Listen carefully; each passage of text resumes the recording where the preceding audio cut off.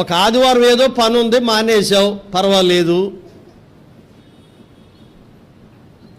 రెండో ఆదివారం ఏదో పని వచ్చింది మానేసావు, కొద్దిగా ఆలోచించాలి.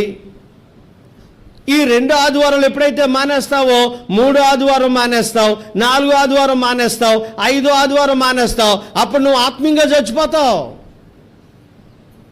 కొంతమంది ప్రార్థన రాక చచ్చిపోయారు, కొంతమంది ప్రార్థనకు వచ్చి చెప్పండి వాక్యం వినక చచ్చిపోయారు, ఆత్మీయంగా హృదయంలో చచ్చిపోయారు. కొంతమంది రాకపోడయ్యారు, కొంతమంది వచ్చి పాడయ్యారు. ఏం సుఖం, ఎక్కడికి వచ్చి నిద్రపోతే నువ్వు ప్రార్థన రావడం ఎందుకని? రావడం నిద్రపోవడం, రావడం నిద్రపోవడం, ఏం సుఖం? ఈ మాటలు వింటే నీకు నిద్ర ఎలా వస్తుందిరా బాబు? ఈ మాటలు నీలో ఫలించట్లేదా?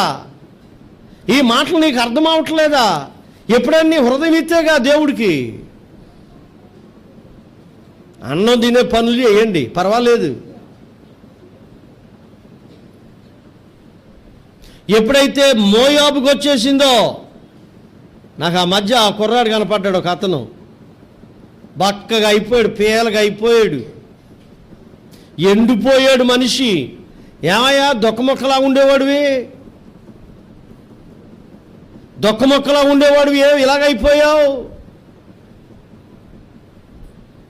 నా మాటలు మీకు ఎలా ఉంటాయంటే కారం జల్లినట్టు ఉంటాయి. నాకు తెలుసు మీ క్షేమం కోరి చెప్పే మాటలు ఇలాగే ఉంటాయి.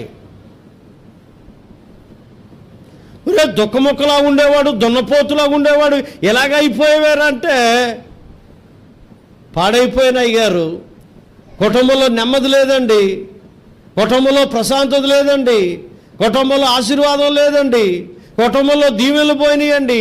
మా పెద్దోడు మాట వింటలేదండి, చిన్నోడు మాట అంటే ఏమోనయ్యగారు అన్నాడు. ఏంటి కారణం అంటే అప్పుడు నేను అడిగాను, మందిరానికి వెళ్తున్నావా, ప్రార్థనకి వెళ్తున్నావా, ఆదివారం దేవుని సన్నిధికి వెళ్తున్నావా, శనివారం ఉపాసుకోవటానికి వెళ్తున్నావా? అదే తప్పు చేశాను అయ్యగారు, ఆదివారం వెళ్ళట్లేదండి అన్నాడు. ఎన్ని ఆదివారాలు మానేశావు? సంవత్సరం మానేశానండి. మరి చచ్చిపోతే ఏమవుతాడు? నీటిలో ఉన్న చేప బతుకుతుంది, నీరు లేని చేప ఏమవుద్ది? చచ్చూరుకుంటుంది. అన్నం తిన్నవాడు బతుకుతాడు, అన్నం లేనివాడు చచ్చిపోతాడు. ఆదివారం ఏమయ్యింది మీకు? వస్తున్నావు వెళ్తున్నావు, ఆదివారం దేవుణ్ణి ఆరాధించాలని తెలీదా? ఆదివారం దేవుని సన్నిధిలో గడపాలని తెలీదా? ఈ మధ్య ఆరాధన గంటలు కూడా తగ్గించేశారు ఈ పాదుర్లు. 2 గంటలేనంట. ఆ 2 గంటలు కూడా కూర్చోలేకపోతున్నారంట. సినిమాల దగ్గర కూర్చుంటాడు మనిషి, అపవిత్రమైన స్థలాల్లో గంటలు కూర్చుంటున్నాడు మనిషి, పని పాటలు లేకుండా ఆ సెంటర్లో కూర్చుంటున్నారు మనుషులు. మందిరంలోకి వస్తే మాత్రం నీకు ఎంత బాధ అయిపోద్దో. 2 గంటలేనంట.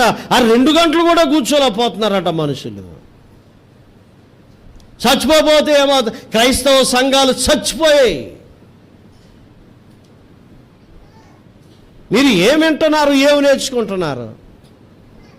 పోనీ ఒక ఆదివారం కునుపాట్లు పడ్డావంటే అందం, ప్రతి వారం ఇదే ఉద్యోగమా నీకు? అంటే నువ్వు ఆత్మలో సచ్చావు. నువ్వు ఏంటే వచ్చి ప్రయోజనం ఏంటని అడుగుతున్నాను నేను. నువ్వు రావడం వల్ల ఏం ఉపయోగం ఉందని అడుగుతున్నాను నేను. నయోమి కుటుంబంలో భర్త చచ్చిపోయాడు. కారణం ఏంటో తెలుసా? ఆమె బెత్లెహేములో లేదు, ఎక్కడికి వచ్చేసింది? మోయాబుకి వచ్చేసింది. నువ్వు ప్రార్థన మానే చూడు, నీకు మనశ్శాంతి ఉన్నప్పుడు అడుగు నన్ను. ఆదివారం 4 వారాలు మానే చూడు, నీ ఇంట్లో నెమ్మది ఉన్నప్పుడు అడుగు నన్ను. నీకు ఆశీర్వాదం ఉంటుందేమో చూడు. ఐతుక్కు కిటికీ దగ్గర కూర్చున్నాడు, కింద పడి చచ్చాడు. అందరూ వాక్యం వింటున్నాడు, కిటికీ దగ్గర కూర్చున్నాడు, కింద వెళ్తున్న మనుషులు చూస్తున్నాడు, ఆ మాట వింటున్నాడు, చూస్తున్నాడు, ఆ మాట వింటున్నాడు, నిద్ర వచ్చింది, కింద పడ్డాడు, చచ్చిపోయాడు అని ఉంది బైబిల్లో. అర్థం చేసుకుంటారా? మీరు బాగుపడతారా?